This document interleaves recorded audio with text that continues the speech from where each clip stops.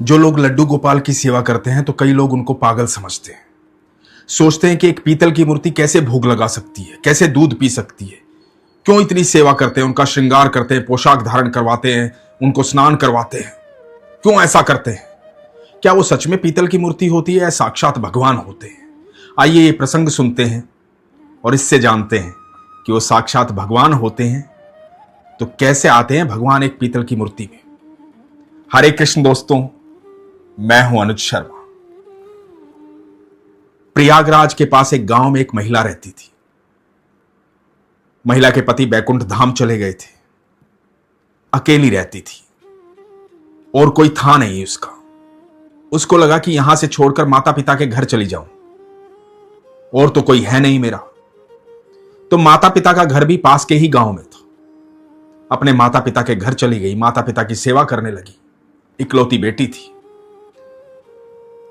अब लेकिन उसका अकेलापन जो था वो उसे खाता था। माता पिता की सेवा तो करती थी लेकिन बड़ा अकेला अकेला महसूस करती थी। समझ में नहीं आ रहा था क्या करूं क्या ना करूं। किसी ने सलाह दी कि तुम भगवान की शरण ले लो, ठाकुर जी की सेवा किया करो, लड्डू गोपाल ले आओ, उनसे बातें करो। मन की बातें उनसे करोगी, उनकी सेवा करोगी, दिन ऐसे ही कट जाएंगे और भगवान की सेवा हो जाएगी, नाम जाप हो जाएगा, अच्छे कर्म हो जाएंगे, बैकुंठ धाम चली जाओगी। तो भगवान की सेवा करो। मन में यह भाव जागृत हो गया कि ठीक है, माता पिता की सेवा के साथ साथ लड्डू गोपाल की सेवा करूंगी। लड्डू गोपाल ले आई। अब लड्डू गोपाल की सेवा करने लगी। माता पिता की सेवा करती थी, लड्डू गोपाल की सेवा करती थी। अब दिन का पता ही नहीं लगता था, भगवान की सेवा में पूरा दिन कहां चला जाता था। धीरे धीरे समय बीतने लगा और उसके माता पिता बैकुंठ धाम चले गए। अब घर में रह गई वो अकेली और उसके लड्डू गोपाल। अब सारा दिन लड्डू गोपाल से बातें करती थी, उनसे प्रेम करती थी। पोशाक धारण करवाना, श्रृंगार करना, स्नान करवाना, शयन करवाना, उनके साथ बैठ करके बातें करना, यही दिनचर्या थी। जब मोहल्ले में बैठती थी बाकी महिलाओं के साथ तो उनसे भी यही बातें करती थी। मेरे ठाकुर जी ऐसे, मेरे ठाकुर जी ऐसे, मेरे कन्हैया ऐसे, मेरे कन्हैया ऐसे। अरे बड़े नखरे दिखाते हैं।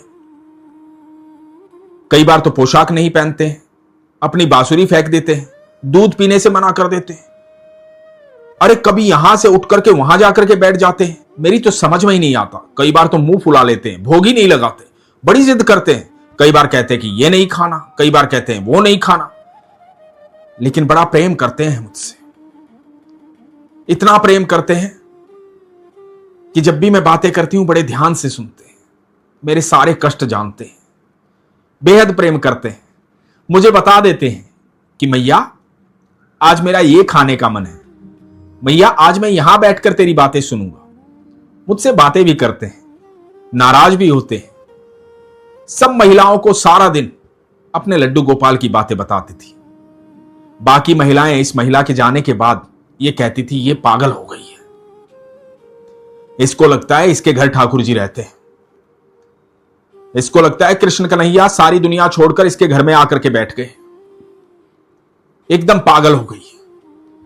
इसके मुंह पर कोई कुछ नहीं कहता, पीछे से लोग बुराई करते, लेकिन महिला थी, साथ में बैठती थी, बातें करती थी, इसलिए कोई ज्यादा बुरा भी नहीं मानता था। सोचता था कोई बात नहीं, थोड़ी देर बोल लेगी, उसके बाद हमारी भी सुनेगी। ऐसे ही समय व्यतीत हो रहा था। एक दिन मोहल्ले की सब महिलाओं ने कहा कि सुनो, हम सब प्रयागराज जा रहे हैं कुंभ में स्नान करने, तुम चलोगी? तो इसने कहा कि मैं चलना तो चाहती हूं, लेकिन मेरे लड्डू गोपाल का क्या होगा, मेरे ठाकुर का क्या होगा? मैं उससे बात करती हूं, उसको समझाती हूं, फिर मैं तुम्हारे साथ चलूं। तो सब महिलाओं ने कहा कि ठीक है, तुम बता देना, हम कल सुबह निकलेंगे। तो इसने कहा कि ठीक है, कल सुबह निकलेंगे तो मैं आज शाम को बता दूंगी। अब अपने घर के अंदर गई, अपने लड्डू गोपाल से जाकर के कहा कि सुनो, कल सुबह प्रयागराज जाना है कुंभ का स्नान करने के लिए। मैं स्नान करना चाहती हूं। अब जीवन में जितने पाप किए हैं वो पाप भी तो धोने पड़ेंगे ना। संगम पे स्नान करूंगी तो तुम यहीं रहना, भोग की व्यवस्था करके जाऊंगी, घर में खेल लेना, इधर उधर जहां मन करे बैठ जाना, उछल लेना, कूद लेना, जो मन करे वो कर लेना। कल शाम तक आ जाऊंगी, बस दिन भर की ही तो बात है, तुम आराम से रह लेना, सारे भोग की व्यवस्था करके जाऊंगी, चिंता मत करना। तो इसे लगा ठाकुर जी कह रहे हैं नहीं नहीं भैया मैं साथ चलूंगा, तुम अकेली क्यों जाओगी, तुम्हारा कौन ख्याल रखेगा वहां, मुझे साथ लेके जाना, मुझे साथ चलना है, मैं भी साथ चलूंगा, अकेली नहीं जाओगी तुम। और ये कहती अरे सब महिलाएं जा रही हैं, सबके साथ जा रही हूं, अकेली थोड़ी जा रही हूं, इसलिए तुम यहीं रहना, चुपचाप घर में रहना, कभी कभी अकेले भी रहा करो। और शाम को बाकी महिलाओं को इसने कह दिया कि ठीक है कल सुबह मैं भी चलूंगी। सुबह बैलगाड़ी आ गई, ये घर से निकलने लगी, ठाकुर जी के भोग की सारी व्यवस्था कर दी थी, जाकर के बैलगाड़ी में बैठ गई। बैलगाड़ी थोड़ा सा आगे बढ़ी और इसने सबको कहा कि रुको रुको रुको। सब हैरान हो गए, क्या हुआ। अब क्योंकि ये थोड़ी बुजुर्ग हो गई थी इसलिए थोड़ा सम्मान भी करते थे लोग। बोले री मैया क्या हो गया, क्या भूल गई।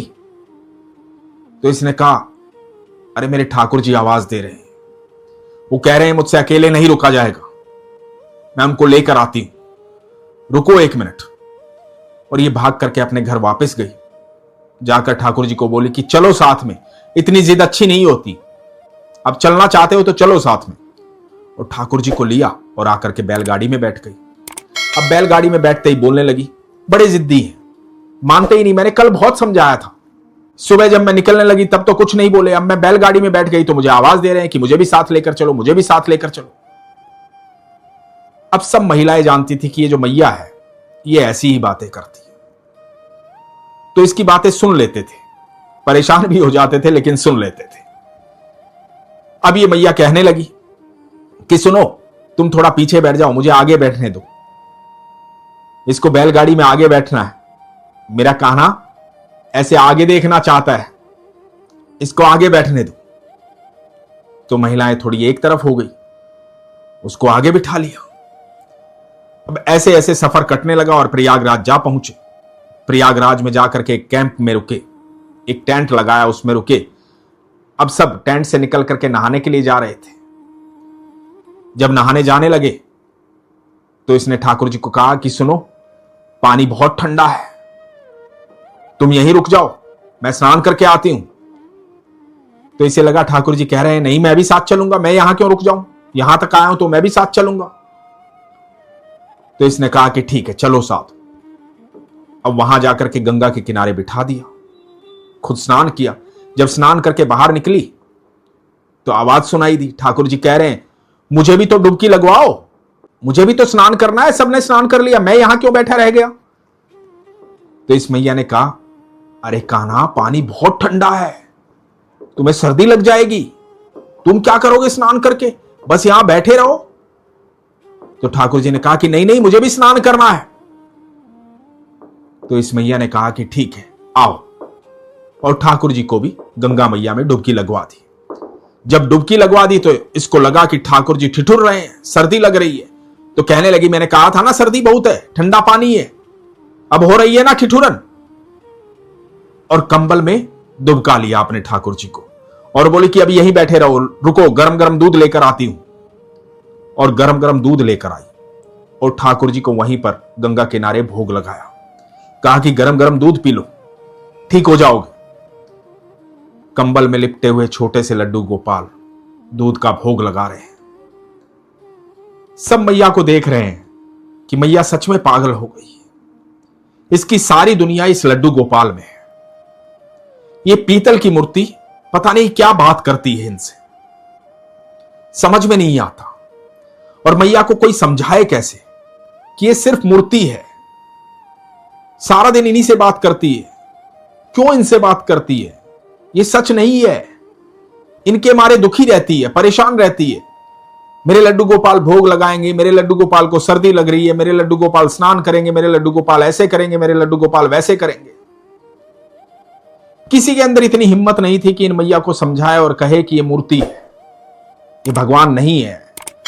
तुम सोच रही हो सारी दुनिया अनंत ब्रह्मांड को छोड़ करके वो तुम्हारे साथ बैठे हुए, लेकिन कोई ये बात कह नहीं सकता था। मैया ने लड्डू गोपाल को लिया, वापस अपने टेंट में गए।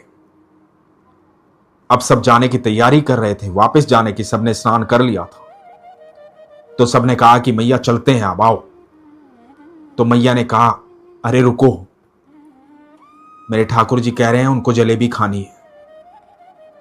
बेटा कोई जलेबी ला दो, मेरे ठाकुर जी को जलेबी खानी है। सबने कहा, अरे मैया रात होने से पहले पहुंचना है, चलने का समय हो गया है, चलो वहां अपने घर पे खिला लेना, अब चलो यहां से। मैया ने कहा, नहीं बेटा, बिना जलेबी खाए मेरे लड्डू गोपाल नहीं जाएंगे, जलेबी खानी है इनको। तो उन महिलाओं के साथ एक पुरुष आया था। उसने कहा, इस मैया को खुद ही खानी होगी जलेबी, इसलिए भगवान का बहाना कर रही है, लेके आता हूं, नहीं तो नहीं मानेगी। वो जाकर के जलेबी लेकर आया और कहा, लो मैया जलेबी, खिला लो अपने लड्डू गोपाल को। मैया ने लड्डू गोपाल के सामने जलेबी रखी, अपनी साड़ी के पल्लू से पर्दा किया और कहा कि ठाकुर जी भोग लगा लो। थोड़ी देर बाद साड़ी के पल्लू का पर्दा हटाया, जलेबी ज्यों की त्यों रखी थी। वो आदमी बोला, हो गया, लग गया भोग, अब खा लो ये जलेबी, तुम्हें खानी थी ना। अरे पीतल की मूर्ति है, ये कहां जलेबी खाएगी, मैया कैसी बात करती हो तुम भी। वो थोड़ा चिड़चिड़ा हो गया था। मैया ने कहा, नहीं बेटा ऐसी बात नहीं है, पता है जलेबी क्यों नहीं खाई? ये असली घी की जलेबी नहीं है, ये नकली घी की जलेबी है जो तुम लाए हो। मेरा कान्हा असली घी की जलेबी खाएगा, उसे असली घी की जलेबी खानी है, तुम असली घी की जलेबी लेकर आओ, तब खाएगा मेरा कान्हा। अब ये आदमी और चिड़चिड़ा हो गया था। बोला, अच्छा असली घी की जलेबी खाएगा, ठीक है, मैं लेके आता हूं असली घी की जलेबी, और यदि तुम्हारे ठाकुर जी ने असली घी की जलेबी नहीं खाई ना, तो तुम्हें और तुम्हारे ठाकुर जी को यहीं पर छोड़कर चले जाएंगे। उस मैया ने बड़े सहज भाव से कहा, बेटा असली घी की जलेबी आएगी तो मेरे कान्हा जी जरूर खाएंगे। और यह आदमी चिड़चिड़ा होकर के गया असली घी की जलेबी लेने। जलेबी लेकर आया और ला करके मैया को दी और कहा, लो लगाओ भोग। अब सारी महिलाएं और यह आदमी सब वहीं खड़े हैं। मैया ने लड्डू गोपाल के सामने असली घी की जलेबी रखी, साड़ी के पल्लू से पर्दा किया और कहा, ठाकुर जी भोग लगाओ, भोग लगाओ मेरे कन्हैया। थोड़ी देर साड़ी के पल्लू से पर्दा किए खड़ी रही। जब थोड़ी देर बाद साड़ी के पल्लू का पर्दा हटाया तो सब देखकर हैरान हो गए। जिस प्लेट में जलेबी रखी थी वो प्लेट खाली थी, उसमें कुछ भी नहीं था। ठाकुर जी ने भोग लगा लिया था। सब हैरान हो गए थे, स्तब्ध हो गए थे देख करके। सबके बीच में लड्डू गोपाल ने भोग लगा लिया था। सब हैरान थे और मैया बड़ी खुश थी। ये देख करके जो आदमी चिड़चिड़ा हो गया था, जो जलेबी लेकर आया था, वो ठाकुर जी के सामने नतमस्तक हो गया, रोने लगा, माफी मांगने लगा। बोला, प्रभु मुझे क्षमा कर दो, मुझसे गलती हो गई है, मुझे क्षमा कर दो, मुझसे क्या गलती हो गई है, मैंने क्या ना कह दिया। ये मैया ने कहा, बेटा तू क्यों क्षमा मांग रहा है? अरे तुझसे तो बड़े खुश हैं ठाकुर जी, तू इनके लिए जलेबी जो लेकर आया था, इनको बड़ा आनंद आया असली घी की जलेबी खाने में, ये तो बड़े खुश हैं, बड़े प्रसन्न हैं। तू माफी मत मांग, तुझसे बिल्कुल भी नाराज नहीं है। और यह बात सुनकर के आदमी रोने लगा। सारी महिलाएं स्तब्ध थी। जो मैया का मजाक उड़ाती थी, आज उन्होंने देख लिया था कि मैया झूठ नहीं बोलती है। अनंत ब्रह्मांड का रचिता मैया के साथ रहता है, हर पल रहता है, हर क्षण रहता है। इसका मतलब मैया जो जो बातें बताती हैं वो सब होता है। इस आदमी ने मैया को कहा, मेरी मैया, जब तक तू इस धरती पर रहेगी मैं तेरी और तेरे लड्डू गोपाल की सेवा करूंगा। तू मुझे बताना ठाकुर जी भोग में क्या पाना चाहते हैं, मैं वही लेकर आऊंगा। और जब तू बैकुंठ धाम चली जाएगी तब मैं अपनी आखिरी सांस तक ठाकुर जी की सेवा करूंगा। अब तू किसी प्रकार की कोई चिंता मत करना मैया, मुझे क्षमा कर दे, मुझसे अपराध हो गया, मैंने तेरी बात को मजाक जाना, मुझसे गलती हो गई। सब मैया से क्षमा मांग रहे थे, सब ठाकुर जी के सामने नतमस्तक थे। दोस्तों, जब हम सरल हो जाते हैं, सहज हो जाते हैं, तो हमारी भक्ति भी पराकाष्ठा पर होती है। जरूर एक दुकानदार के पास जब लड्डू गोपाल होते हैं तो पीतल की मूर्ति होती है, लेकिन जब हमारा सच्चा भाव भगवान को निमंत्रित करता है तो उसी पीतल की मूर्ति में साक्षात ठाकुर जी विराजमान होते हैं। फिर हमें ठाकुर जी की हर बात सुनाई देती है, ठाकुर जी हमारी हर बात सुनते हैं। भगवान भाव से प्रकट होते हैं, सहज और सरल भाव से प्रकट होते हैं। तब वो पीतल की मूर्ति नहीं रहती। जो लोग लड्डू गोपाल की सेवा करते हैं वो भली भांति जानते हैं कि साक्षात ठाकुर जी उनके साथ रहते हैं।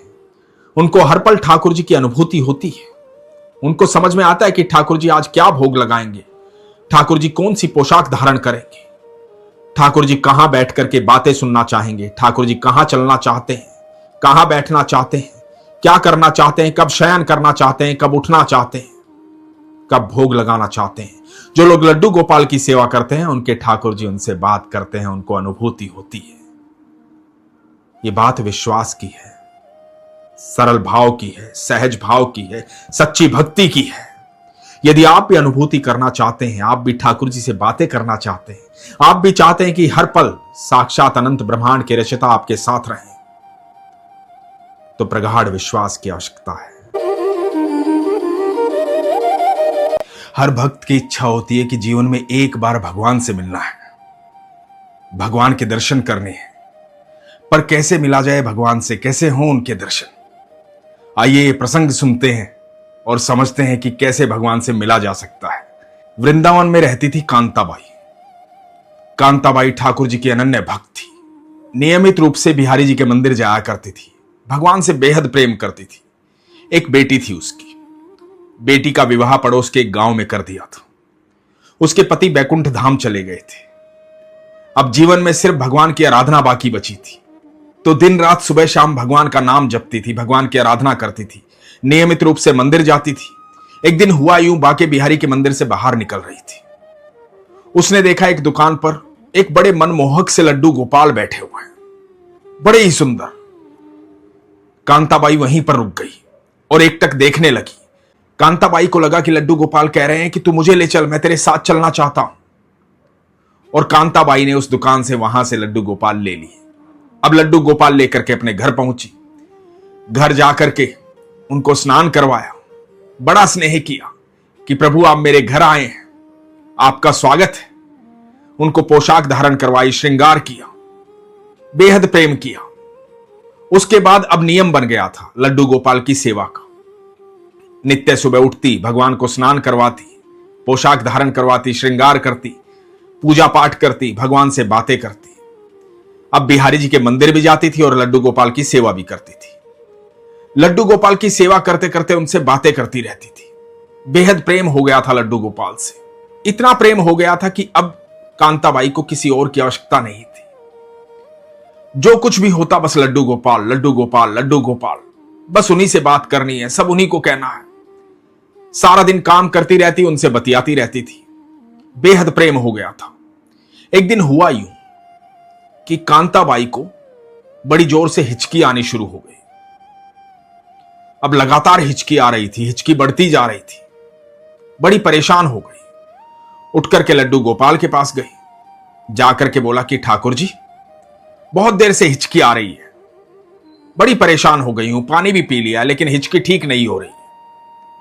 अब सोती नहीं हूं, चलो बैठ करके हम दोनों कीर्तन करते हैं, राधा नाम जाप करते हैं। और अपने लड्डू गोपाल के साथ कीर्तन करने लगी, नाम जाप करने लगी, राधा राधा राधा राधा राधा राधा राधा राधा। लड्डू गोपाल के साथ ही बैठ करके आराधना करती थी, उनके साथ ही बैठ करके कीर्तन करती थी, उन्हीं के साथ बैठकर सारी बातें करती थी। नाम जाप करते करते भी हिचकी लगातार आ रही थी, हिचकी रुक नहीं रही थी। अचानक से देखा कि दरवाजे पर दस्तक हुई। उठकर गई तो देखा कांताबाई की बेटी आई हुई है। कांताबाई एकदम हैरान हो गई, डर गई, घबरा गई। अचानक से बेटी कैसे आ गई? अब उन दिनों फोन तो होते नहीं थे कि फोन करके आए, मां को बताए कि मां मैं आ रही हूं। अचानक से आ गई थी। जब बिटिया अचानक से अपने घर आ जाती है तो मां बाप को चिंता हो जाती है। कांताबाई को भी चिंता हो गई। कांताबाई ने कहा कि सब ठीक है, कोई परेशानी तो नहीं है, क्या बात हुई, अचानक क्यों आ गई?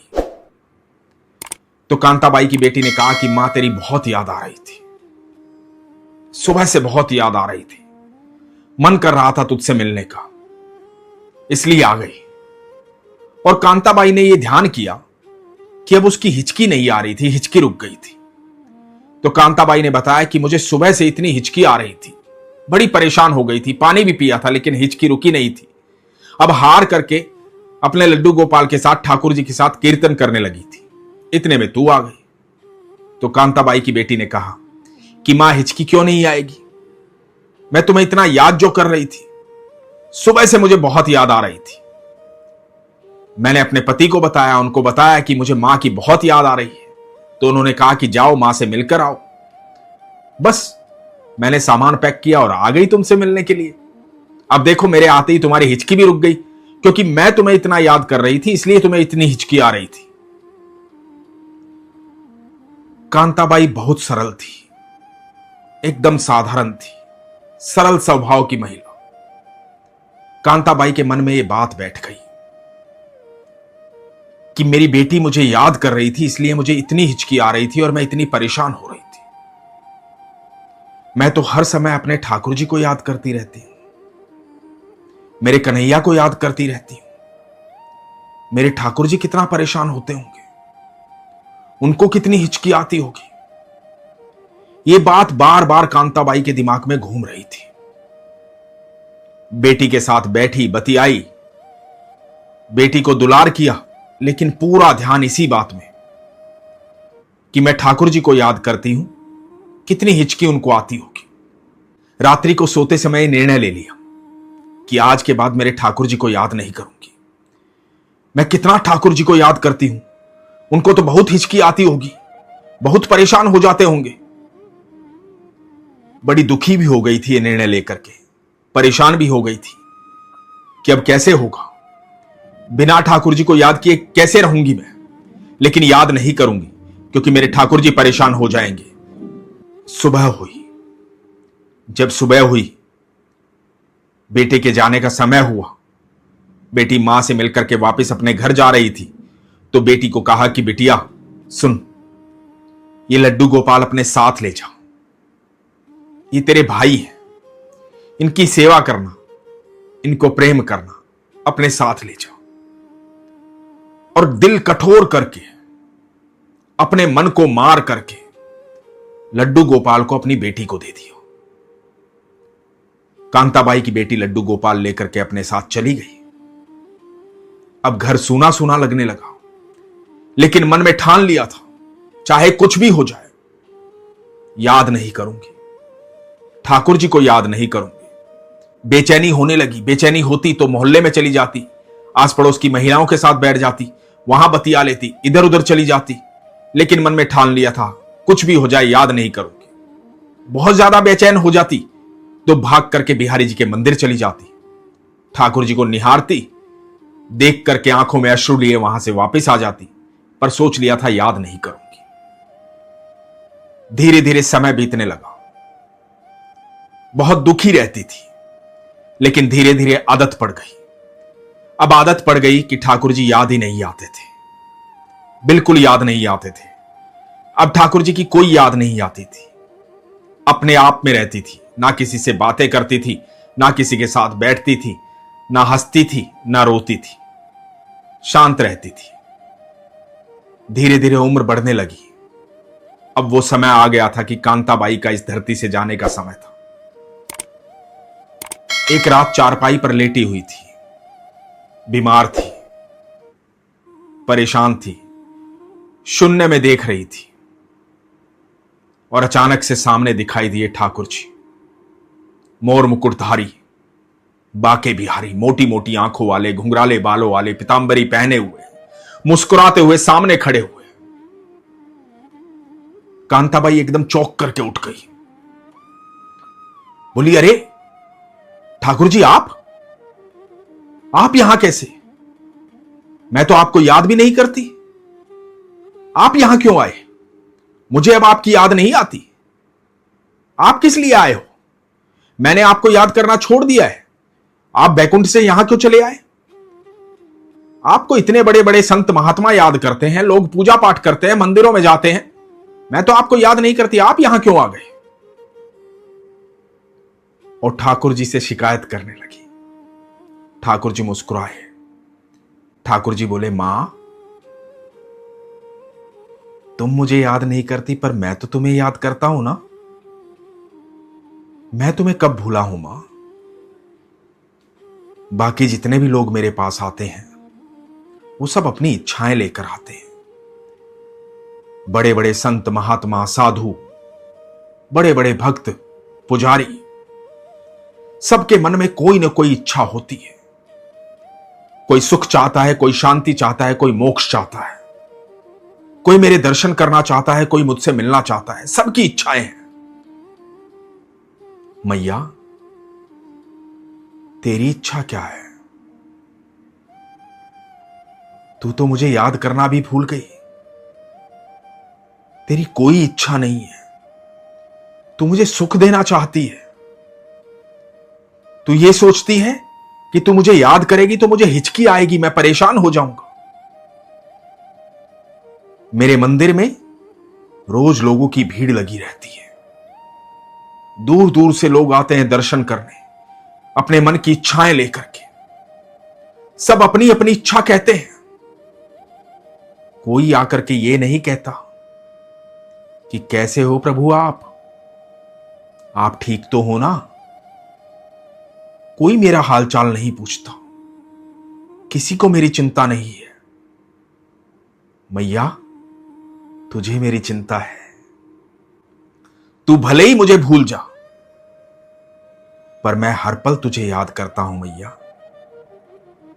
तेरे जैसा सरल स्वभाव वाला मुझे कहां कोई मिलेगा। तुझ जैसा प्यार करने वाला मुझे कहां कोई मिलेगा। अब मैं तुझे लेने आया हूं। तुझे मुझे याद करने की आवश्यकता नहीं है।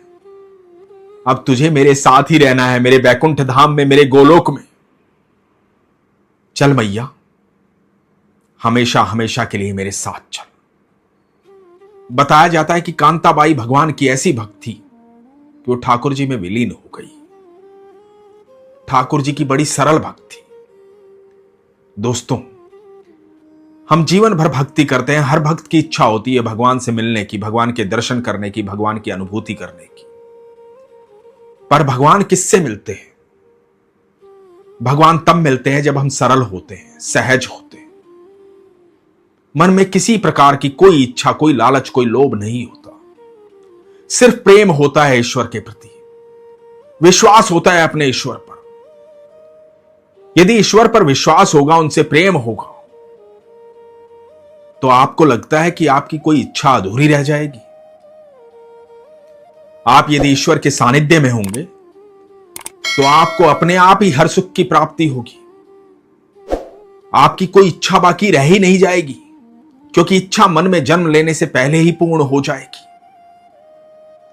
लेकिन इसके लिए सरल होना अति आवश्यक है, सहज होना अति आवश्यक है, ईश्वर से सच्चा प्रेम होना अति आवश्यक है।